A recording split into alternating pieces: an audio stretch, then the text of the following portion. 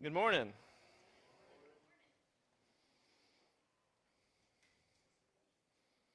I believe fall is here for at least a couple of days before we make it back up to 80 midway through the week. Interestingly enough, what today's sermon is about, or at least partially, is how the sun, moon, and stars determine our seasons. And right now, apparently they're confused on what season we're supposed to be in North Carolina. Um, We are going to continue our series today on the Lord of creation. And out of all of them, for some reason, this was the hardest for me. My week got a little bit thrown off. I kept Elijah on Wednesday instead of Friday. And I'm a, I love routine. And so when my routine got messed up, it threw off my sermon right, and I really struggled with it. Um, and honestly, there's a lot in here that is coming from little Elijah and some of the stuff that he's done. So there's going to be a Batman clip that we're going to show today.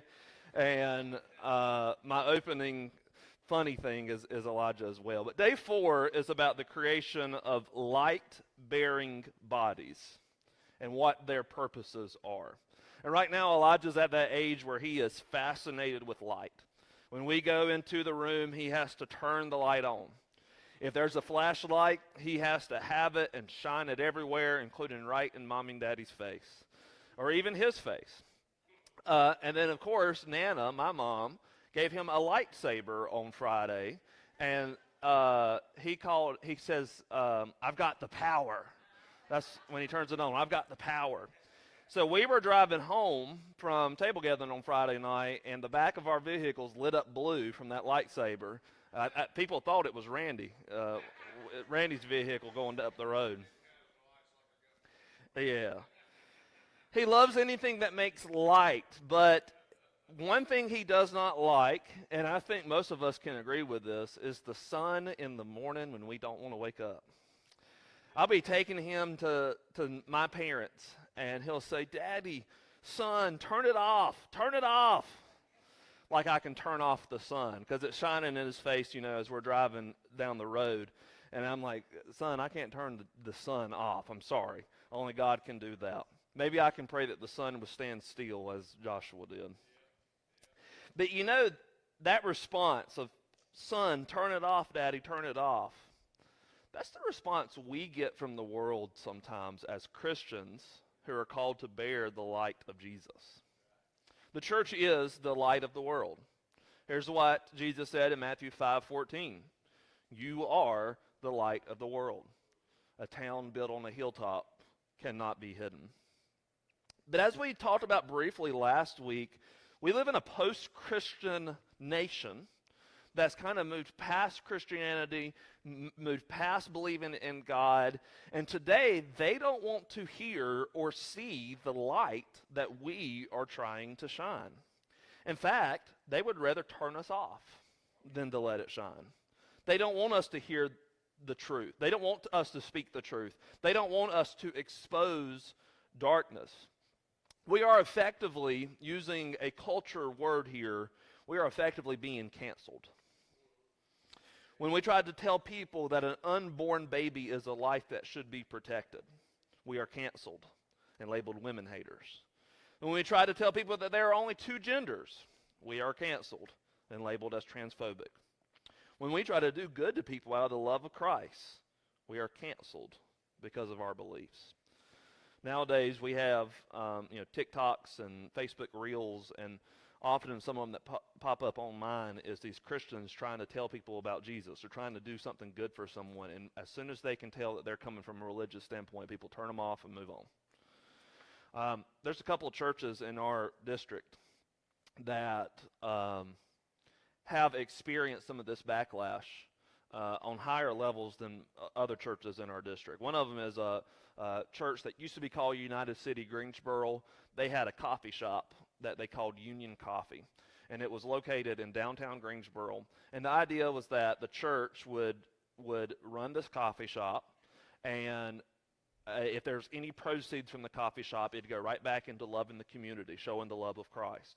Well, one news agency got a hold that they are a conservative church and did all types of articles about them, and eventually it led to them having to sell the coffee shop and they actually changed the name of the church. I don't know if this is why or not, but they ended up having to sell the coffee shop. So now there's like an updated thing here where it says it's no longer a part of the church that Spencer Lowman, who was the pastor there, was a part of. That is really the conservative piece came regarding LGBTQ issues. That was where they were really attacked on things. One of our churches in Durham, though, had it at a whole other level. It's called Pioneers Church, and they had a Pioneer coffee shop that was right in the middle of they called it particularly queer part of Durham, according to this article. There's multiple articles you can read on this, all done by that Indie Week, whatever it is. But this is a screenshot I took this morning. This church, I just heard about them 2 district conferences ago, a couple years ago. This was a church that was actually planted by the United Methodist Church. And they created a coffee shop as well. They actually meet in the coffee shop. They use that space both for coffee and for I think coffee and other things, but they meet in the same spot. And this group found out that they were not LGBTQ affirming, and of course the United Methodist had a split over this, and this group ended up leaving the Methodist Church and becoming a part of the Wesleyan Church because they refused to cave on issues of the truth. And it did not stop this group and other groups from trying to take them down. Here's part of the article, some of the stuff that they face. So for a while, across from the street, Motor Code Music Hall, which faces Pioneers, hung large banners quoting LGBTQ plus activists, and rainbow flags dotted Greer Street. A petition condemning the church accrued more than 7,500 signatures. Motorco hosted a well-attended community forum about the church, and the Google Map page of Pioneers was swamped with 1-star reviews. There was actually an Instagram profile created just to attack this church, just to try to take this church down. And unfortunately, they were successful. This church eventually closed here in the last year, but they refused to cave. They refused to bow down to the people around them that didn't want to hear or see the light that they were trying to shine. And so should we let resistance stop us from being the light God has called us to be? My answer is no. We shouldn't be surprised by instances such as this, and this is just a couple. There's more than just this. We shouldn't be surprised by this because Jesus told us in Matthew 10:22 that you will be hated by everyone because of me. But the one who stands firm to the end will be the one that is saved. And so as we are going to work through today, and we're going to look at light-bearing bodies, the sun, moon, and stars, I'm reminded that we are light-bearing bodies. Those light-bearing bodies have a purpose, whether Elijah likes the sun's purpose or not. We have a purpose, whether the world likes it or not. So let's read Genesis chapter 1, 14 through 19. It says, Then God said, Let there be lights in the expanse of the heavens to separate the day from the night, and they shall serve as signs and for seasons, and for days and for years. They shall serve as lights in the expanse of the heavens to give light on earth, and it was so. God made the 2 great lights, the greater light to govern the day, the lesser light to govern the night, and he made the stars also. God placed them in the expanse of the heavens to give light on earth and to govern the day and the night and to separate the light from the darkness. And God saw that it was good. And there was evening and there was morning, a 4th day. Something to point out, he does not name the greater light and lesser light as the sun and moon. I'm assuming he leaves that up to Adam and leaves that, not our Adam, leaves that up to, our Adam would have named it after some wrestler or something, but going to leave it up to Adam, human beings, to name the sun and the moon. But we know that's what he's talking about. Now, remember, at this point, God has already created light on day one. But now, the word for light used here is actually light-bearing bodies. I read one commentator, and this was something interesting to think about. One commentator said that what was created on the first day was light itself. And God just took that light and put it in light-bearing bodies. So this light was kind of free-moving, free-standing, could go wherever, and I'm not sure we quite would understand it. But now, because anything that we think about that creates light, like these light bulbs, it has to come from something. But in that case, it's just there. The light is just there. It's come from God. He's created these light-bearing bodies, and verse 14 says that they are in the expanse of the heavens.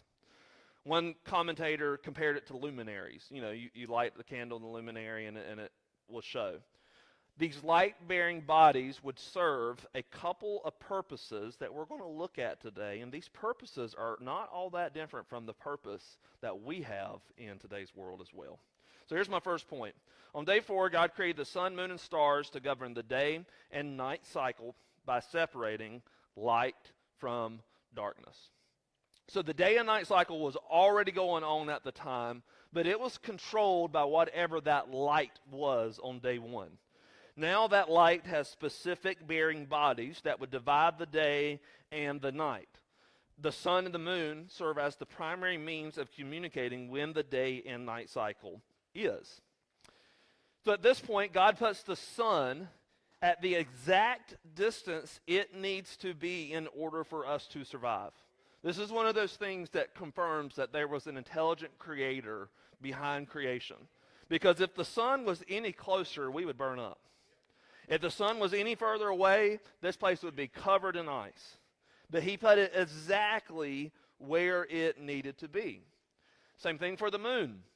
The moon was created, and at this point, I'm assuming, I never read this in anything, but I'm just assuming at this point, now the waves in the ocean starts moving. At this point, the water would have just been there. But the moon's what controls the tides. So at this point, I would say that the tides begin shifting and waves begin to be created. And then, of course, the stars are created. Zach's going to put up verse 16 because I want to point out something here. There's a whole lot of attention given to the greater light and the lesser light. And then it's a semicolon, and it says he made the stars also. It seems like the stars were an afterthought. Yet, the sun is amazing in itself. The moon is amazing in itself, but the stars are further away from us than the moon, further away from us than the sun, and they're amazing in itself, but they are an afterthought here. Why is that? Because actually they're not that important. I'm going to talk about the stars briefly, and then I have later on we're going to talk about the stars but in a different context. But the very fact that the stars seem like an afterthought here is on purpose. It is to communicate to us that stars are not that important in the grand scheme of things. And I think God possibly did this because, God can see the beginning from the end. He knows the future. I think God knew how often people would look to the stars and to the sky to try to predict what was going to happen in the future. Now, these stars are a long ways away, and this is getting a little into science and a little into math. But today, we can see stars that are from galaxies that are further away than 10,000 light years. How could light from these distant stars travel that far when most would say that these stars are not 10,000 years old? Well, it's because God can operate outside of our idea of time and math. This kind of goes to what we talked about last week. God can throw the scientists off based off the age of the earth if he's already built age into the earth. Same thing with the stars. He could create the stars, and then one commentator said he accelerated the time that the light would travel so they would already be here and so that they could already see them from the earth's surface. Now stars, they obviously come out at night, and they work in tandem with the moon to make clear when the nighttime is.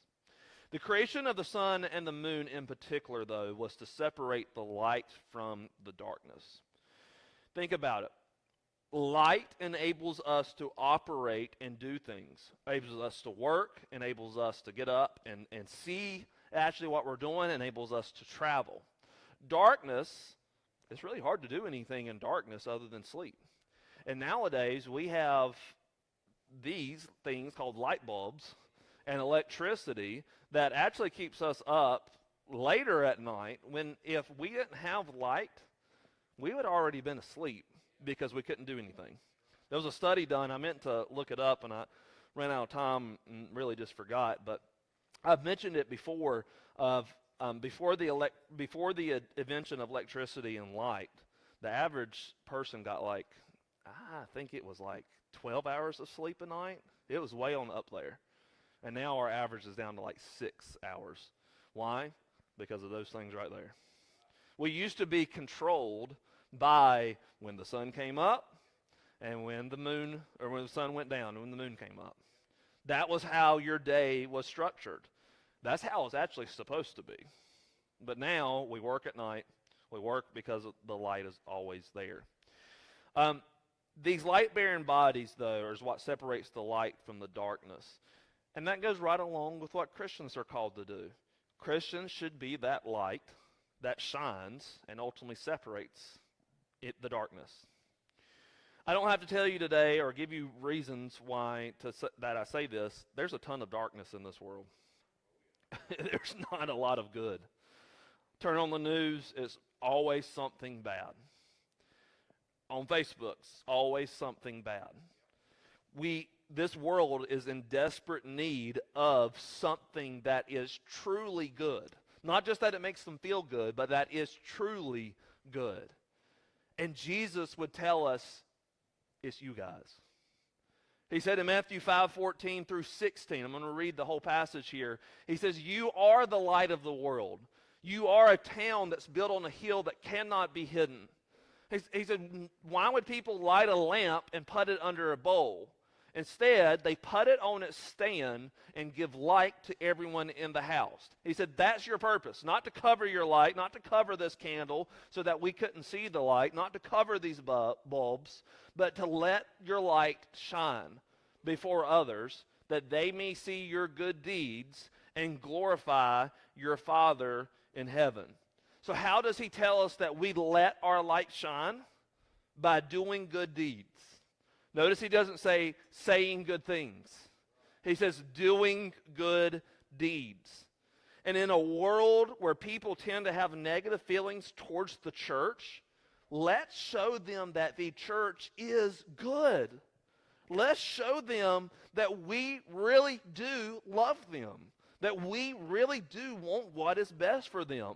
Let's do good works. Let's win them over with our actions instead of just our words. See, the love that is needed, that is needed with them and that's needed within us, is the love that God has shown. It's an unconditional love. It's a sacrificial love. It is true love. That's what the world needs to see from us as the church. That's how we let our light shine. But we don't do these good deeds for our own glory. Notice it said, the last part, Jesus said, that they may see your good deeds and glorify your Father in heaven. If you're doing stuff that gives you glory, then there's something wrong.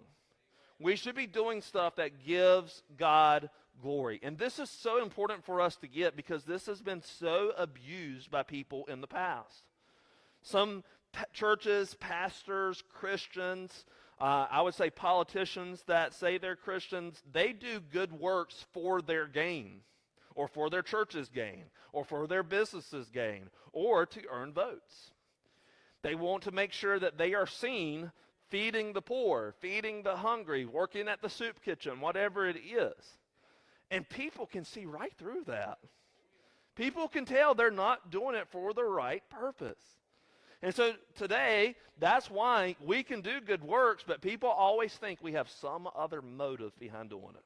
That's why I love our giveaways that we do, because we don't try to get them to do anything extra. We just give these things away out of the love that God has shown to us. We want to show it to others. And I believe over time it's going to continue to change people's minds about church. As individuals, here's what Jesus said in Matthew 6:3. When you give to the needy, do not let your left hand know what your right hand is doing. So don't post it on Facebook. Don't do it to get glory. Don't get it to get attention. Do it all for the purpose of glorifying God. When I've been working with these other churches and we talk about doing a giveaway for the first time, I don't know why this is, but some people are against giving stuff away. And I remind them that, they always say, well, how do you get people to come to church afterwards? And I was like, that's not what it's about. It's about us fulfilling the mission that God gave us, which is to love people. And so when you're doing this stuff, you yourself are doing an act of glorifying God because you are choosing to be obedient to God.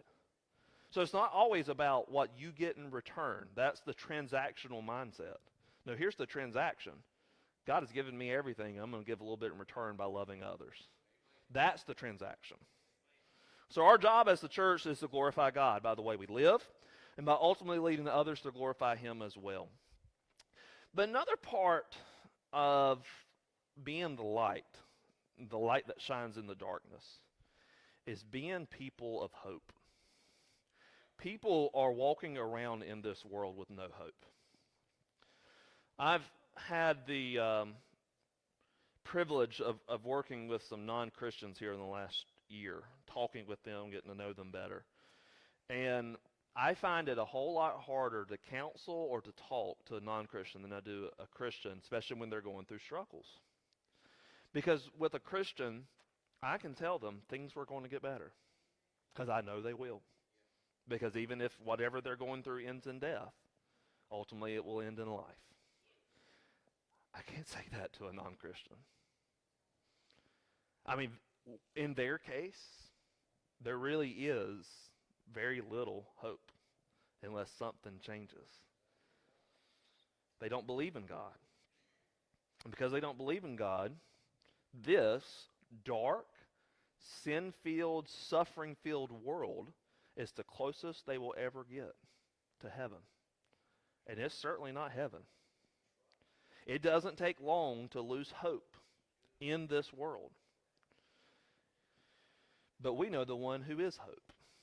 We know the one who is the light that shines in the darkness. We know the one that ensures us that this isn't the closest to heaven we're going to get. Instead, this is our hell. People need to know that there is better things out there than what we experience today.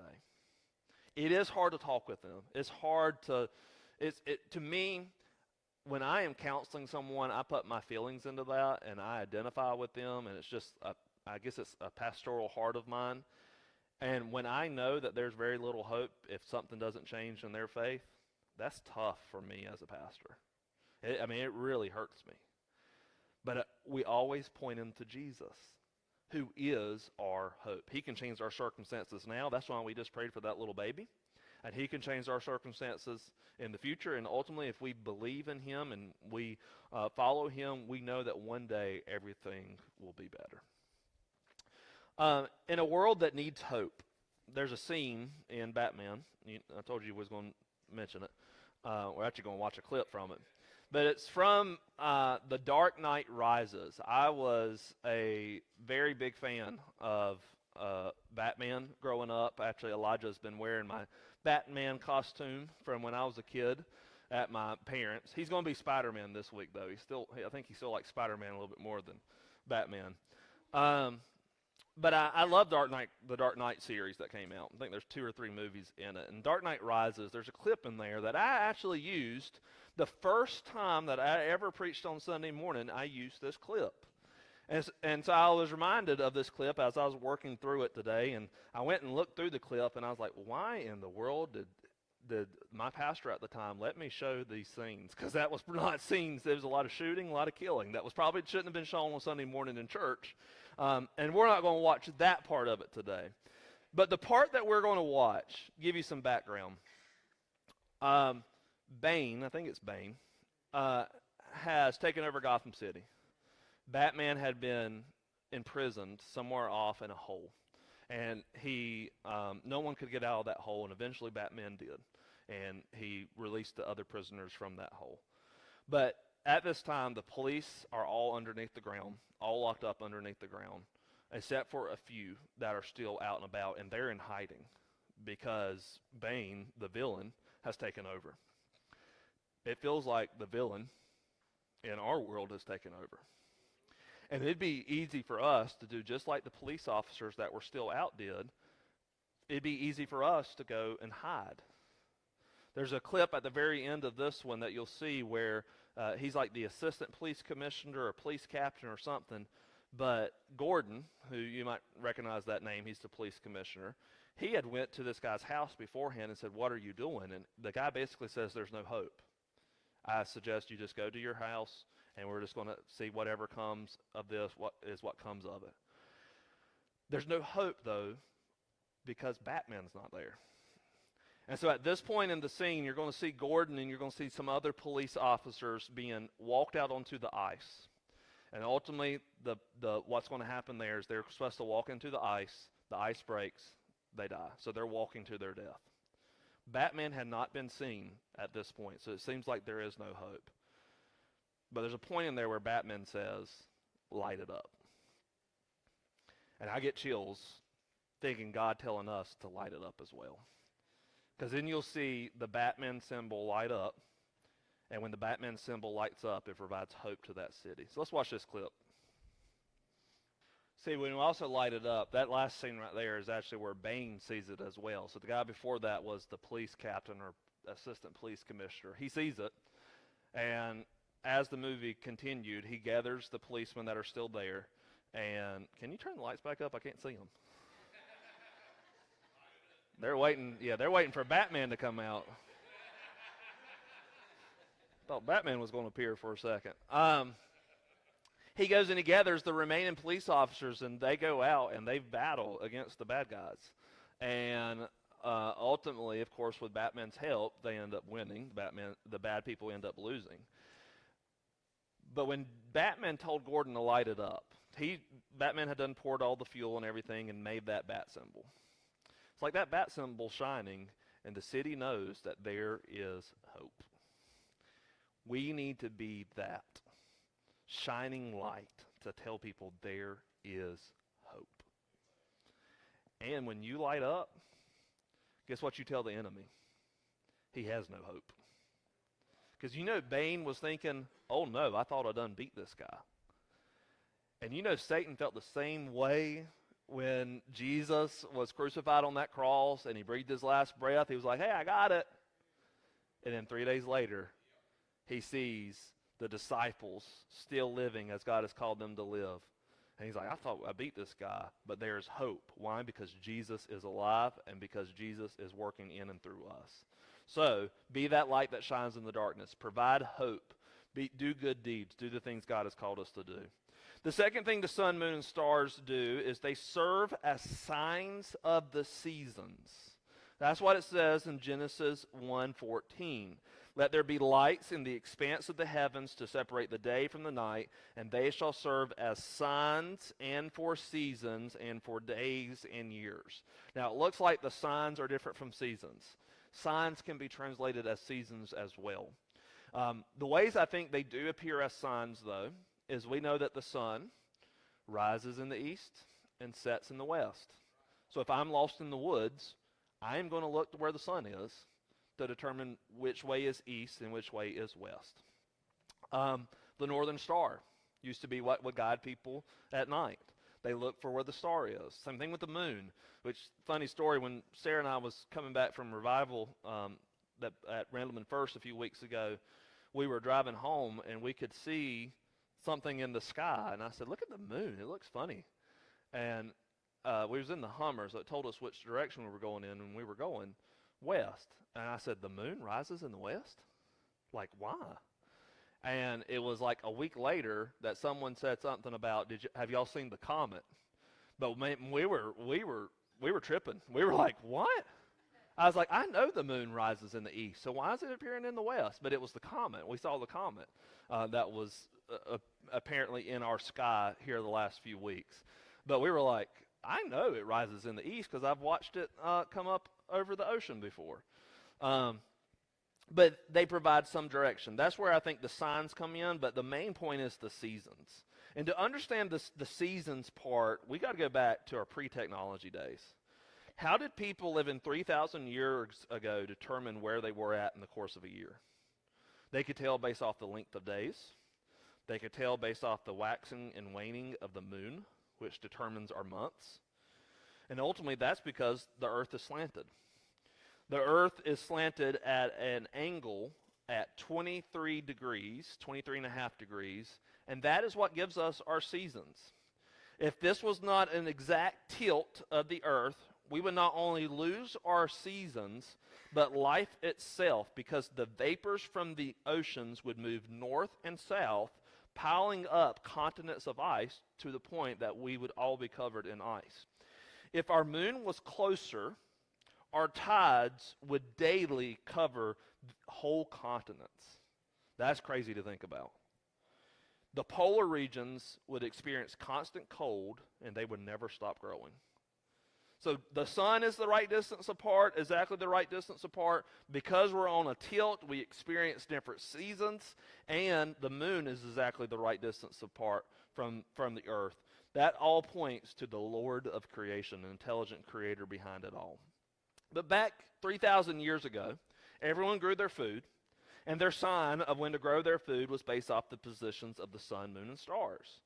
So the sun, moon, and stars would serve as a sign of when they need to start plant their crop.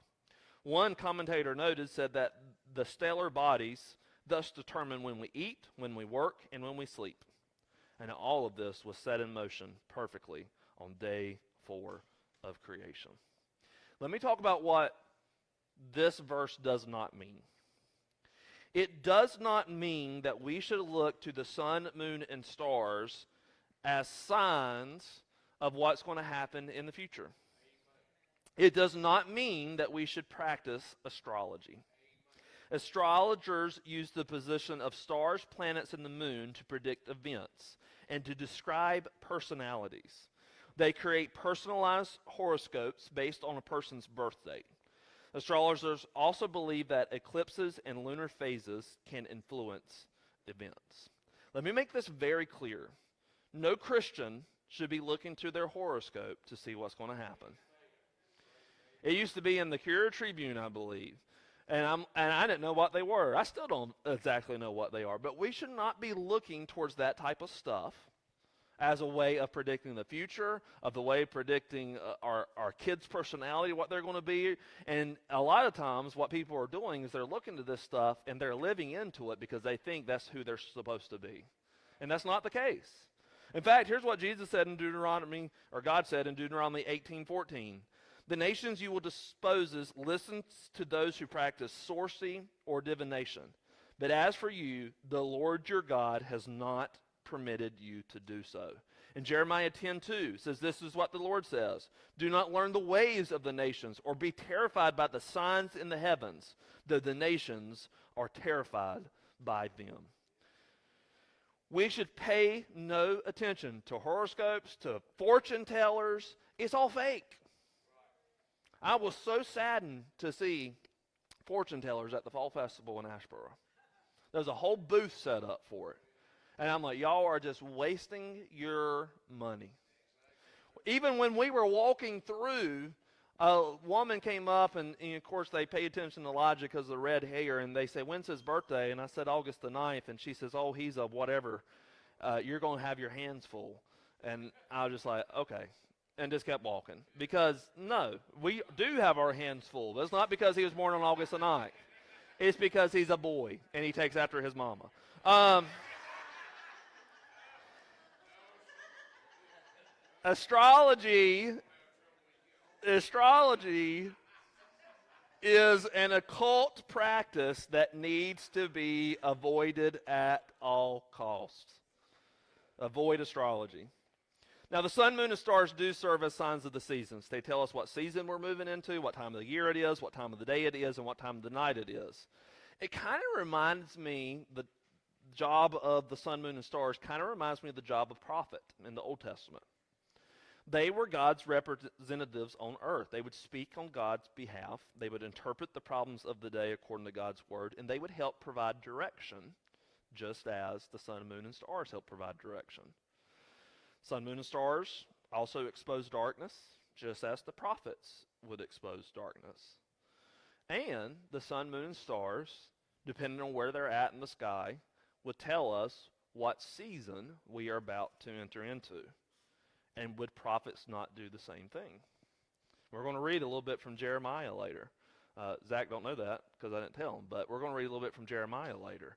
And in Jeremiah, he is telling Judah what is to come. He's telling them what season they are about to enter into. And so when I think about how this communicates to us, it reminds me that Christians serve as God's prophetic voice in this world, and therefore should serve as signs of spiritual seasons. Here's what Peter said in 2 Peter 1:9. It says, "We also have the prophetic message as something that is completely reliable, and you will do well to pay attention to it, as to a light shining in a dark place until the day dawns and the morning star rises in your hearts." In other words, he's telling us we have a prophetic message, and he compares it to light shining in a dark place. We have a job to speak on God's behalf in the world today and to point people to him. We are that northern star that should be pointing people to Jesus. We are little Christ. We are Christ's ambassadors. We are his representatives. We should tell people which way is east, which way is west. Not literally, but figuratively. Which way leads you to God? Which way leads you away from God? We should be pointing people to him. But also we should be telling the truth and shining the light and exposing the darkness. When the sun comes up, it exposes the night. When we should enter the room or when we speak truth, we should expose the dark schemes of the enemy. And that's exactly what's happening right now. Those churches, those coffee shops, they closed or got sold because they were a part of the Wesleyan Church that refuses to cave on matters of biblical truth. If we stand on biblical truth, we're going to expose the schemes of the enemy, and you better believe the enemy is going to attack back.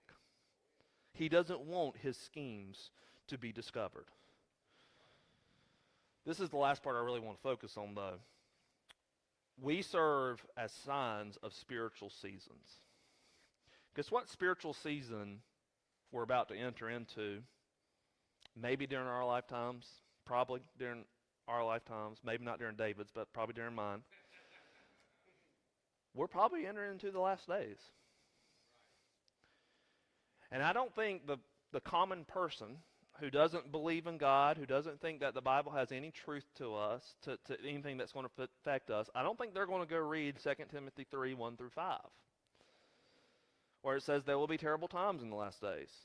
People will be lovers of themselves, lovers of money, boastful, proud, abusive, disobedient to their parents, ungrateful, unholy, without love, unforgiving, slanderous, without self-control, brutal, not lovers of the good, treacherous, rash, conceited, lovers of pleasure rather than lovers of God, having a form of godliness but denying its power. And he tells Timothy to have nothing to do with such people. We can see all of that coming true, which means the Antichrist is coming. In fact, the Antichrist could be here right now, breathing the same air that we're breathing, preparing to act on Satan's behalf in this world. And when he does that, there's going to be so many people that thinks he's just God's servant that has come to bring peace on earth, and then he's going to turn on them. We know that season is coming. So we need to be ready to tell people about the season that is to come. I am from the camp, and I will gladly admit to you if I'm wrong, but I'm from the camp that believes that we will be here through the tribulation, because the church, and this is one reason why I think it, the church is still going to be a prophetic voice during that time. I will gladly admit I'm wrong as we're floating up to heaven. But we need to be prepared to be here through the tribulation. And if we are, a lot of our job is going to be interpreting what's happening at the moment. A lot of our job is going to be telling them, hey, this guy's going to be great for the first 3.5 years. Second 3.5 years, though, it's going to be hell on earth. And you better turn your heart to God, because after 7 years, Jesus is returning. Not only this, but when we talk about spiritual seasons, guess what spiritual season all of us will enter into one day? Death. We will stop breathing, and we will die. And you will enter into a new spiritual season at that moment, and it's either going to be a spiritual season of hell, or it's going to be a spiritual season of heaven. We can interpret that, and we can tell them how to make sure it's a spiritual season of heaven or paradise. The job of prophet in the Old Testament and in today's world is not an easy one. Jeremiah, here's a painting of Jeremiah. He's called the weeping prophet, and right now in my Bible reading, I'm in Jeremiah. And hearing the things he had to say to God's people, to Judah, it's kind of tough. Judah was in their final years before the exile. And Jeremiah was sent by God to tell them, hey, because of your unrepentant hearts, you're going to be taken over. Babylon's going to take you captive. And after a certain amount of time, when you're ready to read this, you'll come back and I'll restore you. But telling people that their destination is not good, people don't love that. And Jeremiah didn't like delivering that. You know, I know Kamala Harris made a comment about, you're at the wrong rally for the Christian things. And I saw Dennis Bass comment and say, and that should break our hearts that she said that. It should. That's the prophetic heart that Jeremiah had, which is why he's called the weeping prophet. We love this. This is probably the most popular verse from Jeremiah. I'm in Jeremiah 29, and you'll know it as soon as I start reading it. For I know the plans I have for you, declares the Lord, plans to prosper you, not to harm you, plans to give you hope in the future. That's what people want to hear, right? That's the good part. If the church is saying that, God loves you, God cares about you, everything's good, they're going to be like, yeah, I love hearing that. But we got to look at the context of what he said. Here is the rest of what Jeremiah said, starting in verse 10.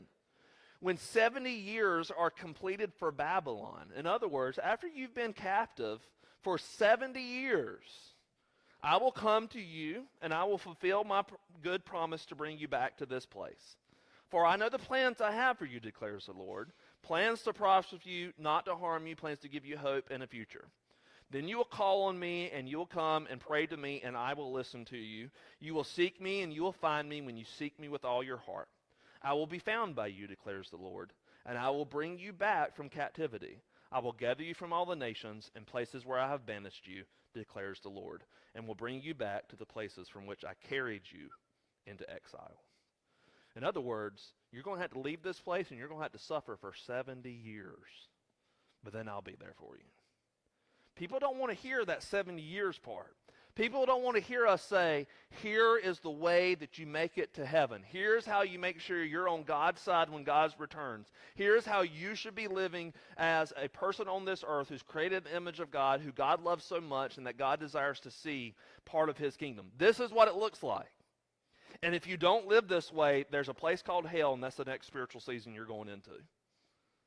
People don't want to hear that, but we have got to speak the truth, no matter what. We've got to be that prophetic voice. We've got to be that light that shines in the darkness. And so I'm not going to forgo the last song today, because once again, the application for us is not necessarily about worshiping. The application for us is about living. To do good deeds, let our light shine, and to be a prophetic voice in today's world, in a world that doesn't want to hear it. So let's pray.